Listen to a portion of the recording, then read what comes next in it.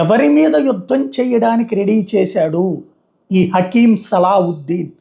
లక్నోలో అతని దగ్గర దొరికినటువంటిది 3000 తుపాకులతో పాటుగా 50,000 క్యాట్రిడ్జెస్, అలాగే డబ్బు విపరీతంగా దొరికినటువంటి పరిస్థితి ఇది.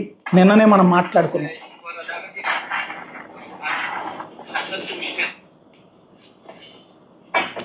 ఎంత డబ్బో చూడండి, కట్టల కట్టల డబ్బు, ఆయుధాలు పెద్ద ఎత్తున దొరికినటువంటి పరిస్థితి.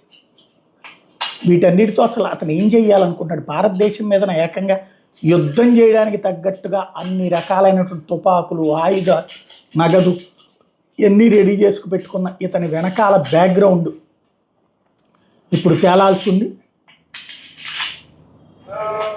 ఇదిగో చూడండి ఎన్ని రకాల ఆయుధాలు ఉన్నాయి.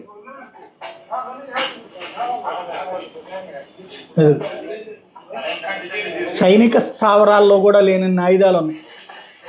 అసలు ఎక్కడి నుంచి వచ్చినాయి ఇవన్నీ, ఎట్లా వచ్చినాయి, అసలు ఇట్లాంటి డెన్లు ఎన్ని ఉన్నాయి ఇండియాలో, ఇవన్నీ తేల్చాలి. ఇప్పుడు చాలా ప్రమాదకరమైనటువంటి స్టేజ్.